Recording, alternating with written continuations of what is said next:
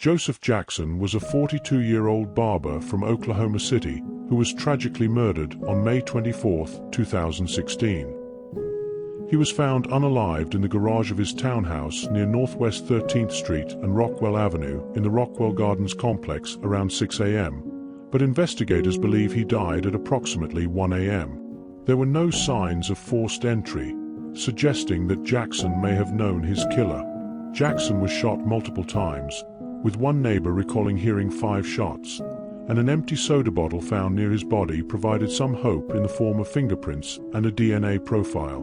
However, forensic testing excluded Jackson as the source of the prints and DNA. Investigators uploaded the DNA profile and fingerprints to national databases, but there was no match. No one in the complex were willing to say they witnessed the crime.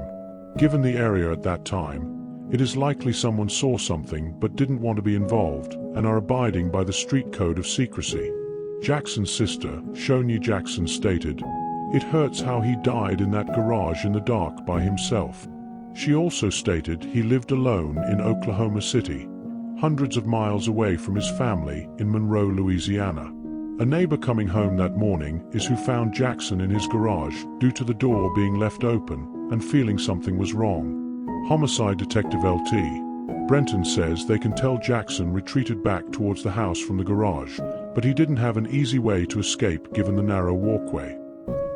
He also informed News Channel 9 that the killer, likely one but possible multiple, didn't go inside the residence and nothing appeared to be missing. Shoni feels it happened because of jealousy due to her brother being self-made and always having money. He ran a cash-only operation, Chopper Fell Barbershop, that had been robbed multiple times and he was shot once. He was also accused of snitching in a drug case before moving to Oklahoma. Jackson also sold purses and shoes out of the barbershop, which the police deemed an illegal operation. A so-called close friend, Ian Lewis, told investigators, "We bought those purses and ended up hooking up with a guy. He never spoke of a name." Lewis went further, adding he couldn't give specifics, but whatever deal Jackson made in 2013 apparently unnerved him. Jackson's sister stated, "He said if anything ever happens to me you need to, and then he made sure I knew who his contacts were." Jackson's shop was raided by the Department of Homeland Security, seizing hundreds of counterfeit shoes, handbags, and clothing. He avoided prison time, but the debt still had to be paid. 3 years after the fact, in May 2016, Jackson ran into a man he owed from Texas, and within 48 hours he was unalived. An unnamed informant told police, "It was supposed to be a lick. There was some big money in there." The same informant gave investigators a detailed account of Jackson's unaliving, including names of those involved. He detailed, Jackson came out through the garage and was hit in the head with a pistol. They wrestled for the pistol and the first shots went off.